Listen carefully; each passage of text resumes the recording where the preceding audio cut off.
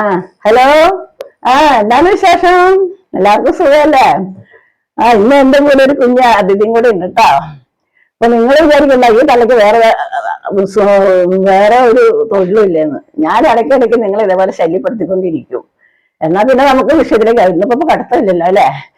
പിള്ളേരെല്ലാവരും വീട്ടിലുണ്ട്. നമ്മുടെ അച്യുതാനന്ദ സാർ മരിച്ചതിന് നമുക്ക് എല്ലാവരും കൂടെ നിശ്ചാന്തി നേരത്തെ പ്രാർത്ഥിക്കാം.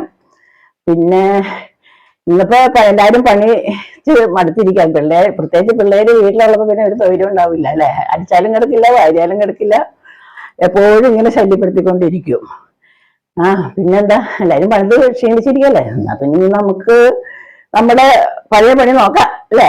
ശരിയെന്നാ വാ. പിന്നെ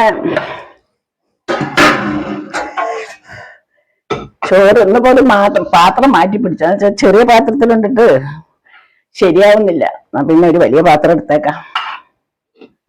ശരി, ചോറെടുത്തു.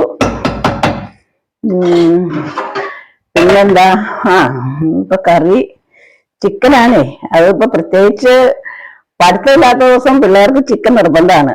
അത് തലേദിവസം വിളിക്കും പപ്പേനെ, പപ്പേ ചിക്കൻ മേടിച്ചോണ്ടല്ലേ. അപ്പൊ ഒരാള് പറയും ലെഗ് പീസ്. പിന്നെ ഇതുപോലെ തന്നെയാണ് എന്റെ മകളുടെ പിള്ളേര്, അവർക്കും ചിക്കൻ നിർബന്ധമാണ്. പിന്നെ മകളെ ഞാൻ പരിചയപ്പെടുത്തില്ല, മകളെ കെട്ടിച്ചു വിട്ടേക്കുന്നത് ചങ്ങനാശ്ശേരിക്കട്ടാ. അവർക്ക് 2 മക്കള്. അവർ രണ്ടുപേരും നഴ്സുമാരാണ്.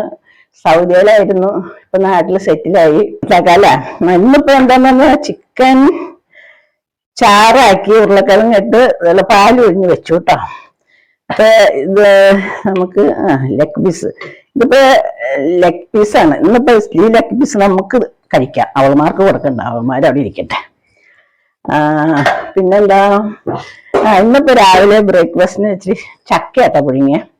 അപ്പൊ ഇതിന്റെ കൂട്ടത്തിൽ ഒരു ലേശം ചക്കയും കൂടെ എടുത്താലോ, നമുക്ക് കഴിക്കണ്ടേ? ശരി, ചക്ക എടുത്തു. ഒരു പപ്പടം എടുത്തു. പിന്നെ